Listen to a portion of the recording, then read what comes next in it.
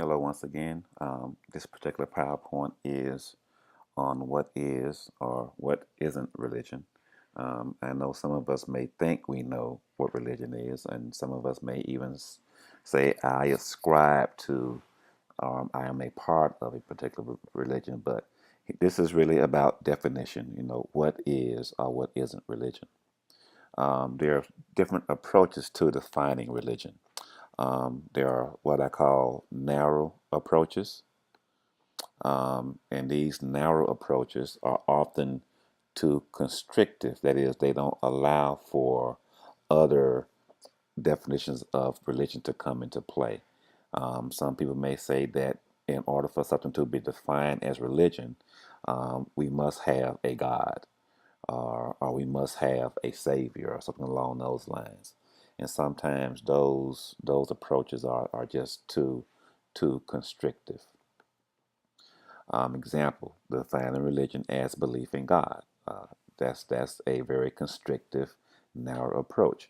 Not putting any valuation on it, but it's just constrictive. It doesn't allow for any other definitions. And then we have what I call broad approaches.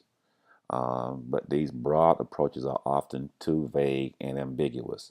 That is, anything can be defined as religion. Um, Belief in football can be defined as religion, or defining religion as a simply a worldview. Not all worldviews are religious in nature, and we can't say that everything that's a worldview is a religion. So we got these narrow and these broad approaches. And the broad approaches can also include any number of organized activity as religion. Again, football, um, fraternities, sororities, other social and civic organizations that might be defined and broadly speaking as religious. But what are the markers of religions? Is it a belief in a supernatural beings or gods or something sacred? A distinction between sacred and profane objects. Now, profane here does not mean like curse words. It just means of the world.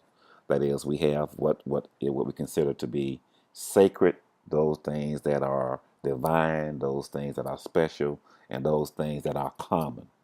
Um, and so, profane in this sense of this means common things. An example of sacred and profane is that in some religions you have objects that are used only for that particular event. Um, for instance, a cup that's only used for communion. A profane object, a profane cup is a cup that's used for everyday use. A cup that you use to drink your coffee, to drink your water, to drink whatever out of. But your sacred cup is a special cup that's only used for this one particular event.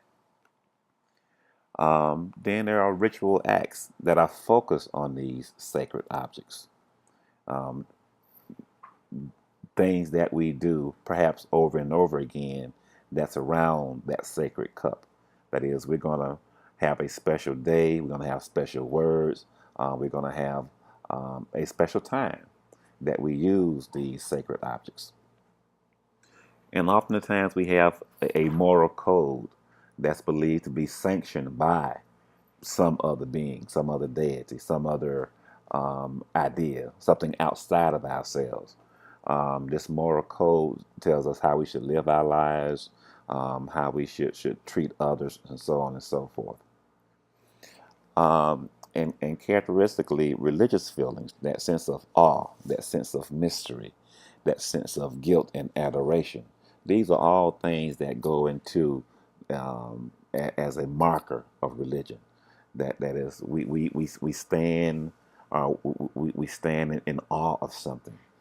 These things play a part in our religious approaches to define religion or to refine religion. There's our functional approaches to defining religion.